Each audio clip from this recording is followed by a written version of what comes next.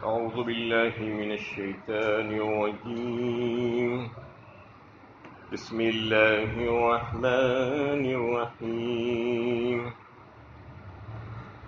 إن الذين آمنوا وهاجروا وجاهدوا بأموالهم وأنفسهم في سبيل الله والذين آووا ونصروا أولئك بعضهم أولياء بعض والذين آمنوا ولم يهاجروا ما لكم من ولايتهم من شيء حتى يهاجروا وإن استنصروكم في الدين فعليكم النصر إلا على قوم بينكم وبينهم ميثاق والله بما تعملون بصير. جو لوگ ایمان لائے اور جنہوں نے ہجرت کی اور اللہ کی راہ میں اپنے مال اور جان سے جہاد کیا اور جن لوگوں نے ان کو پناہ دی اور ان کی مدد کی وہی آپس میں ایک دوسرے کے رفیق ہیں. اور جو لوگ ایمان تو لائے لیکن ہجرت نہیں کی ان سے تمہارا رفاقت کا کوئی تعلق نہیں جب تک کہ وہ ہجرت نہ کریں. ہاں اگر دین کے معاملے میں وہ تم سے مدد چاہیں تو تم پر مدد لازم ہے الا یہ کہ وہ کسی ایسی قوم کے خلاف مدد طلب کریں جس سے تمہارا معاہدہ ہو اور تم جو کچھ کرتے ہو وہ اللہ کی نگاہ میں ہے. سورہ انفال کی 72 نمبر کی آیت ہے. اس میں ہجرت کے احکامات بیان ہوئے ہیں. گزشتہ درس سے بھی اس پر بات چل رہی تھی کہ مہاجر کون ہے. ہجرت کرنے والا وہ جو اپنے وطن عزیز کو چھوڑ دے اللہ کی خاطر اور اپنے اعزاء و اقرباء اور رشتہ دار اور اپنے کاروبار، اپنی تجارت، اپنی جائیداد سب کچھ اللہ کی راہ میں چھوڑ کر نکل جائے اور پھر اللہ کی راہ میں اپنی جانوں اور مالوں کا نذرانہ پیش کر دے. اپنے مالوں سے جہاد کی تیاری کے سلسلے میں، ہتھیار کی خریدی کے سلسلے میں اپنے مالوں کو لگائے اور میدان جنگ میں اپنی جان کا نذرانہ پیش کرے. یہاں پر انہی کے تعلق سے فرمایا گیا ہے کہ وہ مہاجرین جنہوں نے سب کچھ لگایا اللہ کی راہ میں اپنی جان تک جو ہے لگا دی. بِأَمْوَالِهِمْ وَأَنفُسِهِمْ فِي سَبِيلِ اللَّهِ وَالَّذِينَ آوَوا وَنَصَرُوا. فرمایا اس کے بعد جنہوں نے ان کو ٹھکانہ دیا اور مدد کی ان کی. یہ حضرات انصار ہیں، مدینے کے انصار کہلائے، جنہوں نے مہاجرین کی مدد کی، ہر طریقے سے مدد کی، صرف لفظی اور زبانی نہیں بلکہ جہاں جہاں پر ان کو ضرورت پیش آئی ان کی مدد کی. جیسا کہ اللہ کے نبی صلی اللہ علیہ وسلم نے مدینہ پہنچنے کے بعد انصار کے ساتھ مواخات کروائی تھی، مہاجرین کی بھائی چارگی، ایک مہاجر اور ایک انصار دونوں کو بھائی بھائی بنایا. تو ان حضرات نے اس کا لحاظ کیا اور ہر معاملے میں مہاجرین کے ساتھ جو ہے ساتھ دیا، اپنے کاموں اور اپنے مالوں اور اپنی جائیدادوں میں ان کو ساتھ دیا، ان کو اپنے گھروں میں رکھا، ان کو کھلایا پلایا. یہاں پر انہی کا تذکرہ ہے کہ والذین آووا ونصروا اولئک بعضهم اولیاء بعض. اور یہی لوگ ہیں جو ایک دوسرے کے رفیق ہیں. اولیاء کا لفظ یہاں پر آیا ہے. اولیاء کے بہت سے معنی ہیں، مفسرین نے بیان کیے ہیں. ایک تو یہ ہے کہ گہری دوستی اور تعلق اور ایک دوسرے سے ہمدردانہ رویہ اختیار کرنا.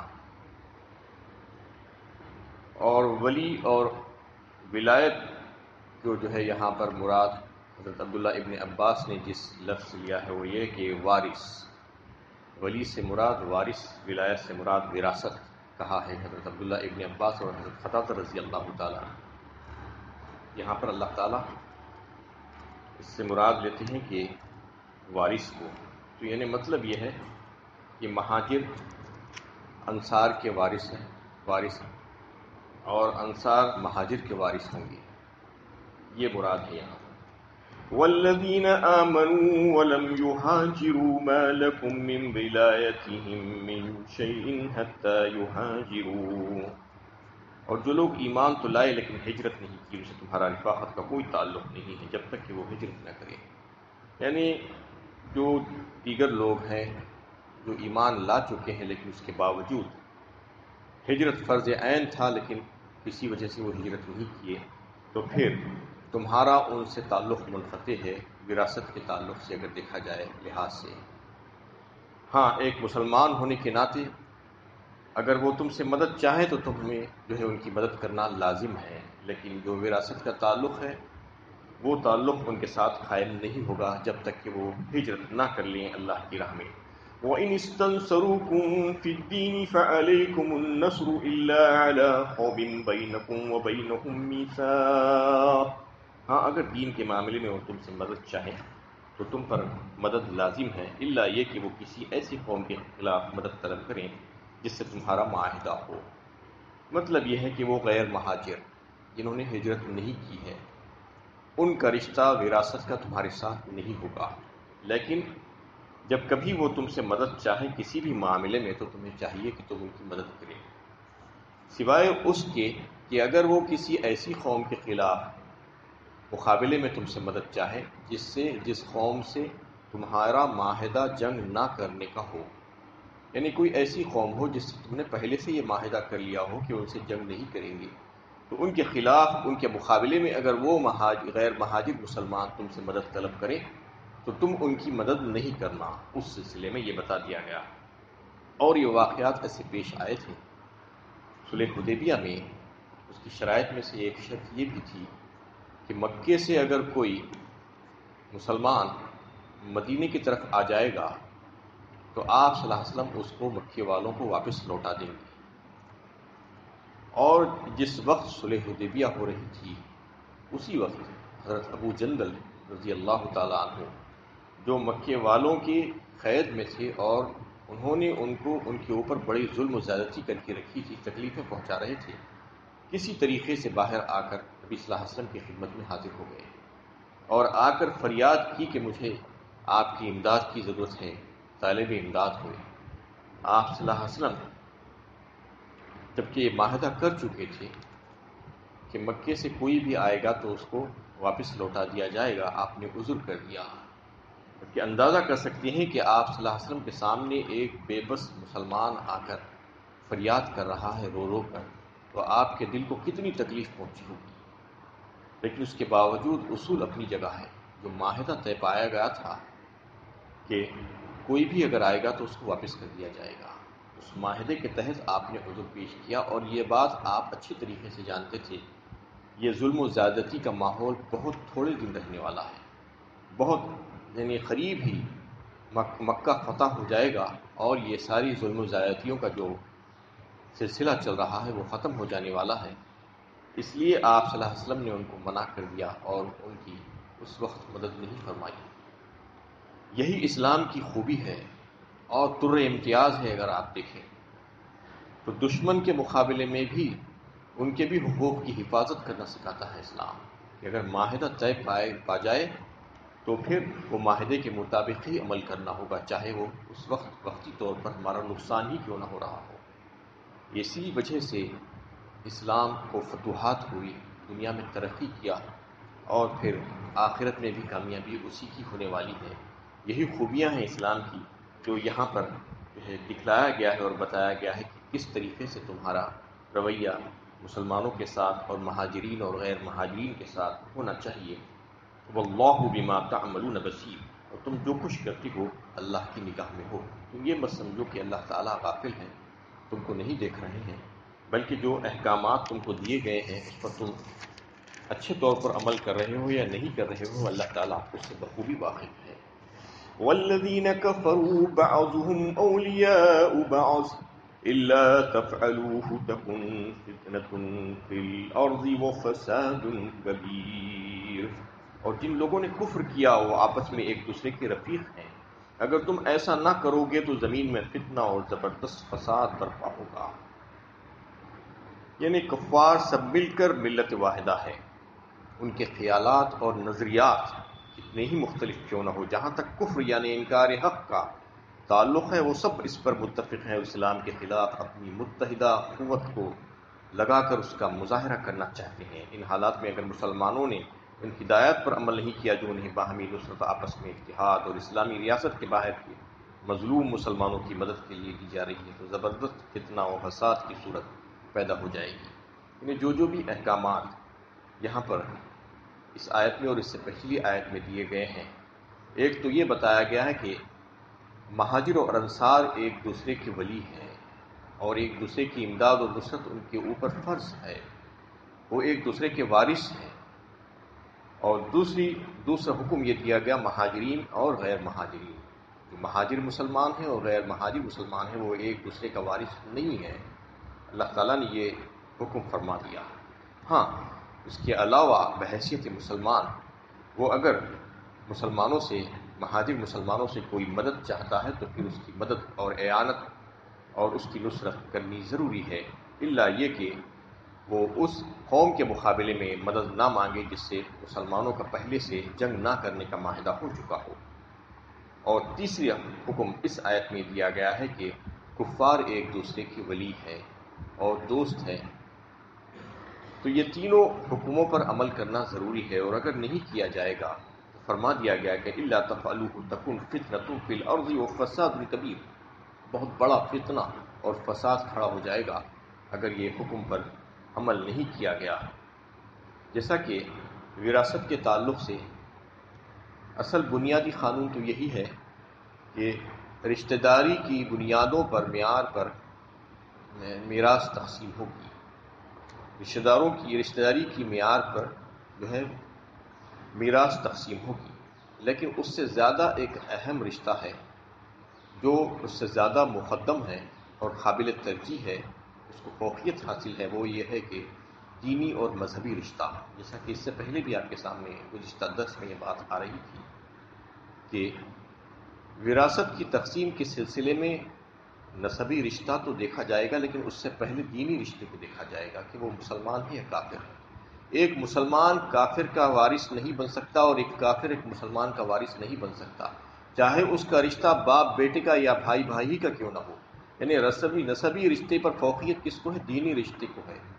دینی رشتے کی بہت بڑی اہمیت ہے، اس بات کو یہاں پر سمجھنا چاہیے.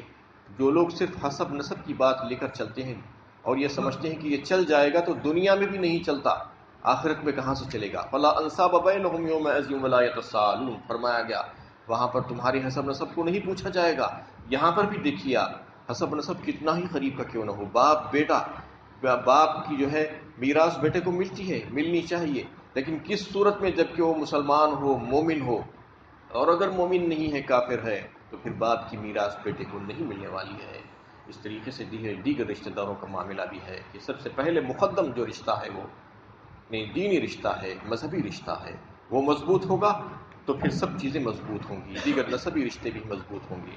ورنہ آخرت میں بھی ایسا ہی حال ہونے والا ہے. جو صرف حسب نسب کو لے کر بیٹھ گئے ہیں اور یہ سمجھ رہے ہیں کہ ہمارا تعلق فلاں سے ہے اور فلاں سے ہے، اور ایمان میں انتہا سے زیادہ کمزور یا ایمان نہیں ہے اور یہ سمجھتے ہیں کہ ہمارا نسب چل جائے گا، یا بد عملی کی زندگی گزار رہے ہیں اور یہ سمجھیں کہ ہمارا حسب نسب ہم کو جو ہے فائدہ پہنچا دے گا. تو حسب نسب فائدہ نہیں پہنچائے گا جب تک کہ ایمان مضبوط نہ ہو، ایمانی رشتہ، دینی رشتہ مضبوط نہ ہو، اللہ تعالیٰ سے تعلق مضبوط نہ ہو، رسول اللہ صلی اللہ علیہ وسلم کی سنتوں کا لحاظ نہ ہو، طریقوں پر چلنے والا نہ ہو، تو پھر وہ نسب حسب جو ہے کچھ کام آنے والا نہیں ہے. اس سے زیادہ بھی ایک مقدم چیز ہے، وہ یہ ہے کہ معاہدات کو پورا کرنا. جیسا کہ اس سے پہلے اسی آیت میں آ رہا تھا کہ معاہدہ اگر کسی قوم سے ہو گیا ہے تو وہ چاہے رشتہ دار ہو، مسلمان ہو، اس کے باوجود بھی اس کی مدد نہیں کی جائے گی. یہ اس وجہ سے کہ اسلام معاہدات کو پورا کرنا سکھاتا ہے. وہ سب سے زیادہ مقدم ہوگا کسی قوم کا جو ہے اگر آپ معاہدہ کر چکے ہیں اس کے ساتھ جنگ نہ کرنے کا، تو پھر اگر آپ کا رشتہ دار ہی کیوں نہ ہو، مسلمان ہی کیوں نہ ہو، آپ سے مدد کا طالب ہے تو آپ اس کی مدد نہیں کر سکتے اس قوم کے خلاف جس کے ساتھ آپ کا معاہدہ ہو چکا ہو. تو یہ معاملات اسلام کے ہیں، اسلام پیش کر رہا ہے اپنی خوبیوں کو. تو سمجھنے کی ضرورت ہے کہ حسب نسب اپنی جگہ ہے، نسبی رشتے اپنی جگہ ہے، لیکن دینی رشتے اس کے اوپر مقدم ہوں گے، اور اس سے زیادہ اہمیت جو ہوگی وہ معاہدات کی تکمیل، اس کو پورا کرنا، اس کی زیادہ اہمیت ہے. اس میں اللہ تعالیٰ نے اس کو واضح فرمایا، والذین آمنوا وہاجروا وجاہدوا فی سبیل اللہ والذین آووا ونصروا والذین آووا ونصروا اولئک هم المؤمنون حقا لهم مغفرۃ ورزق کریم۔ جو لوگ ایمان لائے اور جنہوں نے ہجرت کی اور اللہ کی راہ میں جہاد کیا اور جن لوگوں نے پناہ دی اور مدد کی، وہی سچے مومن ہیں، ان کے لیے مغفرت اور باعزت رزق ہے۔ یہاں پر ان دونوں قسم کے حضرات کی تعریف اور ثنا بیان کی جا رہی ہے اللہ تعالیٰ کی طرف سے کہ وہ مہاجرین جنہوں نے اپنا سب کچھ قربان کیا، اللہ کی راہ میں اپنے وطن عزیز کو چھوڑا، اپنے اعضاء و اقربا کو چھوڑا، اپنی کاروبار، اپنی جائیداد، اپنے مال، سب کچھ چھوڑ دیا، اللہ کے واسطے نکل گئے۔ اندازہ کیجئے کہ سب کچھ چھوڑ کر نکل جانا کوئی آسان کام نہیں ہے۔ آج ہم تھوڑے سے سفر کے لیے جاتے ہیں تو پریشان رہتے ہیں کچھ دنوں کے لیے کہ ہم چھوڑ کر جا رہے ہیں۔ یہ لوگ تو ہمیشہ ہمیشہ کے لیے چھوڑ دیے، اپنا سب کچھ قربان کر دیے اللہ کی راہ میں۔ کیسے بلند درجات ہوں گے ان حضرات کے۔ اور پھر وہ انصار حضرات، ان کی تعریف والذین آووا ونصروا فرمایا کہ سب کچھ دے دیا۔ آج کون ٹھکانہ دینے کے لیے تیار ہے؟ کس کو بتائیے؟ کون سا ملک اور کون سا شخص کسی کو ٹھکانہ دے سکتا ہے آج؟ لیکن وہ حضرات نے اللہ کے نبی صلی اللہ علیہ وسلم کے کہنے پر جو مواخات آپ صلی اللہ علیہ وسلم نے کروائی تھی، اپنی میراث میں بھی جو ہے ان کا مالک بنا دیا۔ ایک ایک پیسہ خرچ کرتے وقت وہ لوگ جو ہے اس بات کا لحاظ کرتے تھے کہ اس میں میرے بھائی کا حق ہے، وہ مہاجر بھائی جس کو اللہ کے نبی صلی اللہ علیہ وسلم نے میرے ساتھ بھائی چارگی کرائی ہے، اس سے پوچھنا ہوگا اور اس کا حق جو ہے اس کو ادا کرنا ہوگا۔ یہ معاملہ ان حضرات نے کیا، ان کی تعریف اللہ تعالیٰ فرما رہے ہیں کہ یہی سچے مومن ہیں۔ اولئک هم المؤمنون حقا، یعنی یہ دعوے ایمان میں بالکل سچے ہیں جنہوں نے سچا کر دکھایا، اپنے قول کو فعل میں تبدیل کیا۔ لہم مغفرۃ ورزق کریم، ان کے لیے مغفرت ہے، بخشش ہے اللہ تعالیٰ کی طرف سے، معافی ہے اور باعزت رزق ہے دنیا میں بھی اور آخرت میں بھی۔ والذین آمنوا من بعد وهاجروا وجاهدوا معكم فأولئك منكم وأولو الأرحام بعضهم أولى ببعض في كتاب الله إن الله بكل شيء عليم۔ یہ سورہ انفال کی سب سے آخری آیت ہے۔ اور جو لوگ بعد میں ایمان لائے اور ہجرت کریں اور تمہارے ساتھ مل کر جہاد کریں، وہ بھی تمہیں میں سے ہیں، اور خون کے رشتہ دار اللہ کے قانون میں سے ایک دوسرے سے زیادہ حقدار ہیں۔ یقیناً اللہ ہر چیز کا علم رکھنے والا ہے۔ اس میں ان حضرات کے تعلق سے بھی بیان فرمایا گیا جو صلح حدیبیہ کے بعد ہجرت کی، پہلے ہجرت نہیں کی تھی کسی وجہ سے۔ بتایا جا رہا ہے کہ وہ بھی تمہارے بھائی ہیں، ان کا بھی تم لحاظ کرنا ہوگا، اور جیسا کہ مہاجر مسلمانوں کے حقوق دنیا میں بنتے ہیں وہ تمام حقوق ان کو ادا کرنے ہوں گے۔ ہاں یہ اور بات ہے کہ آخرت والے جو درجات ہیں وہ پہلے جو ہجرت کرنے والے حضرات تھے ان کے درجات بلند ہوں گے یقیناً اللہ کے ہاں، لیکن دنیا کے جو معاملات ہیں وہ سارے کے سارے ان کے ساتھ بھی برابر ہونے چاہیے، وہ بھی تمہارے بھائی ہی ہیں۔ فَأُولَئِكَ مِنْكُمْ وَأُولُو الْأَرْحَامِ بعضهم اولا ببعض فی کتاب اللہ۔ اس میں ایک اصول اور ضابطے کو بیان فرما دیا آخر میں کہ جو وقتی طور پر، ہنگامی طور پر جو قانون بنایا گیا تھا نبی کریم صلی اللہ علیہ وسلم نے مدینہ طیبہ پہنچنے کے بعد مہاجرین اور انصار میں جب مواخات کرائی تھی، جو ایک دوسرے کا وارث قرار دیا تھا ایک دوسرے کو، اب اس کی ضرورت باقی نہیں بچی، اور اس کے بعد فرما دیا گیا کہ اب میراث کی تقسیم رشتہ داری کی بنیاد ہی پر ہوگی، یعنی جو قریبی رشتہ دار ہوگا اس کو مرنے والے کا ترکہ ملے گا، بعید کے مقابلے میں بعید محروم ہوگا، دور والا اور قریبی رشتہ دار جو ہے اس کو حاصل ہوگی اس کی میراث۔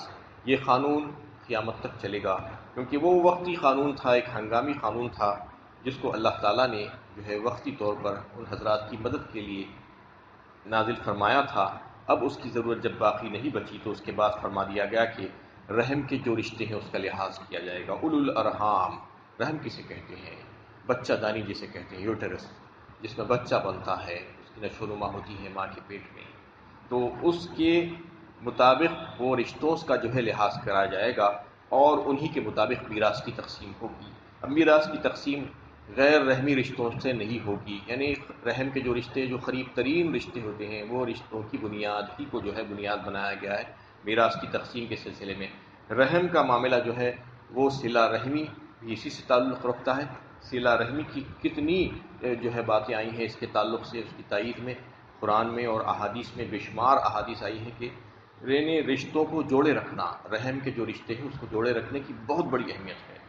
بلا وجہ کے آج جو اختلافات، جو غم و غصے میں آ کر لوگ رشتے توڑ دیتے ہیں، قطع تعلق کر دیتے ہیں، ان کو یہ بات سمجھ لینا چاہیے کہ اللہ تعالیٰ نے قطع رحمی کی اجازت نہیں دی ہے کسی بھی صورت میں. جبکہ لوگ یہ اپنی دلیل پیش کرتے ہیں کہ انہوں نے ایسا کیا ہمارے ساتھ، انہوں نے جھگڑا کیا، انہوں نے ہم کو ایسا کہا. یہ تمام چیزیں اپنی جگہ، لیکن اللہ تعالیٰ کا حکم اپنی جگہ کہ ان تمام چیزوں کو رہتے ہوئے بھی اپنی انا کو فنا کر دینا اور اللہ کے واسطے رشتوں کو جوڑے رکھنا. یہاں کہیں پر بھی جو ہے آپ کو غصہ دلایا جا رہا ہو، طیش میں لایا جا رہا ہو، آپ کا حق مارا جا رہا ہو، سل من خطا کا وعفو عن من ظلم کا فرمایا اللہ کے نبی صلی اللہ علیہ وسلم نے. جو تم سے تڑے تم ان سے جڑ جاؤ، جو تمہارے اوپر ظلم کرے تم ان کا حق ادا کرو. یہ جو ہے یہ تعلیم ہے اسلام کی. یہ نہیں کہ تم سے کوئی تھوڑا سا جو ہے نہ اختلافات ہو جائے تم اس کے ساتھ رشتہ توڑ لو. یہ اللہ تعالیٰ نے اس کو منع کیا ہے اور کسی صورت میں بھی یہ جائز نہیں ہے. قطع رحمی کا، صلہ رحمی کا حکم دیا گیا ہے اور یہاں پر بھی رحم کے رشتوں کا لحاظ کرنے کا حکم دیا گیا ہے.